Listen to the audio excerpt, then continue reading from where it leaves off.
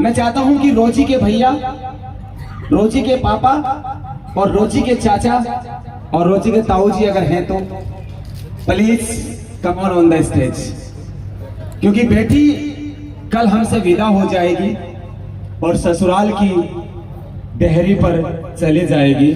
मैं चाहता हूं कि एक बार इस बिटिया को एक यादगार लम्हा देने के लिए ये गर्ग परिवार एक बार मंच पर आए और अपने इस कपल को, इस नव दंपति को, इस शिव पार्वती के जोड़े को अपना आशीर्वाद दे करके चाचा जी, भैया जी ये एक बार मंच पे आए।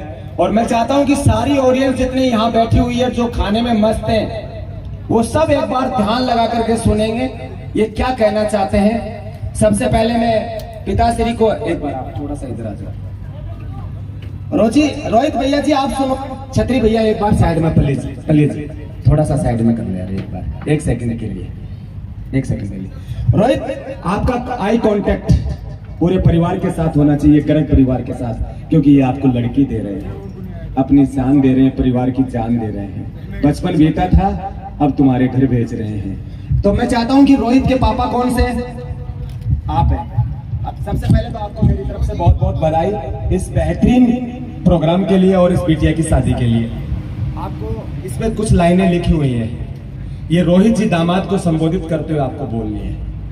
चाचा जी कौन से जी, आपको भी रोहित जी को सम्मान देते हुए बोलना है। ताऊ जी है नहीं, चाचा जी कौन से लीजिए, ये रोहित जी।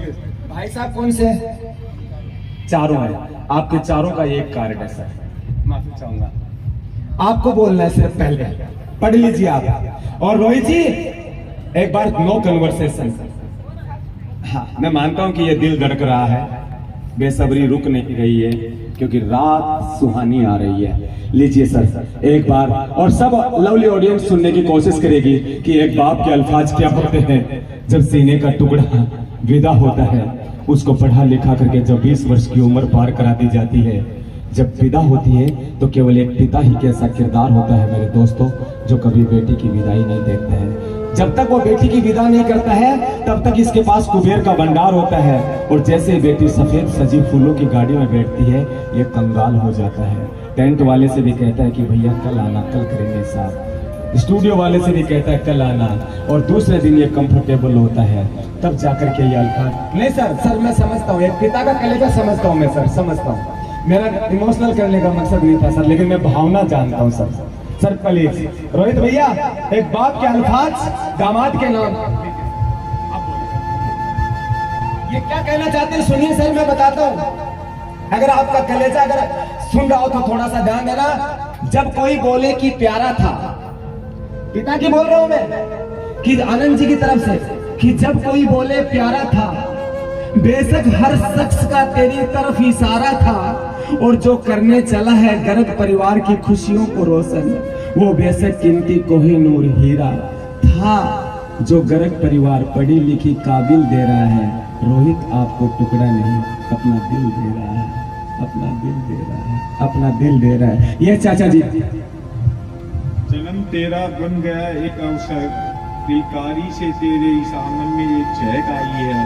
सालों बाद आई लाडो हमारे घर, भाइयों के बाद बेटी की महक आई है। जी गौर से सुनिएगा, अभी आपकी सारी लाइफ की बेस्ट फील दे रहे हैं आपको, टुकड़ा नहीं दिल दे रहे हैं आपको। भैया जी आप सुनिएगा। दीदी मेरा सब कुछ सम्मान हो आप, मम्मी पापा का गुरूर अभिमान हो आप। रूम नहीं अब घर खाली कर जाओगे हमारा भूत और परिवार का वर्तमान हो आप।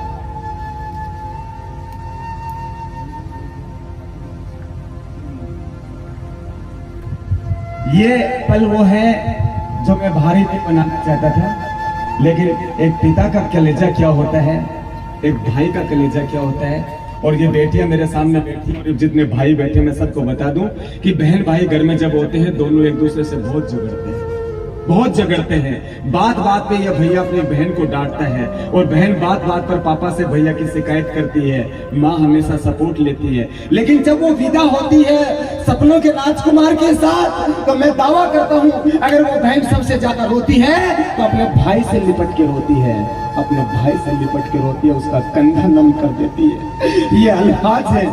रोजी, इस परिवार की साल हो बिटिया, आज तुम्हें हम पराया सा कर रहे हैं। तेरी अंगुली में जो नगीना सज रहा है इस गरीब गर्ग परिवार का, बंसल परिवार की तरफ से।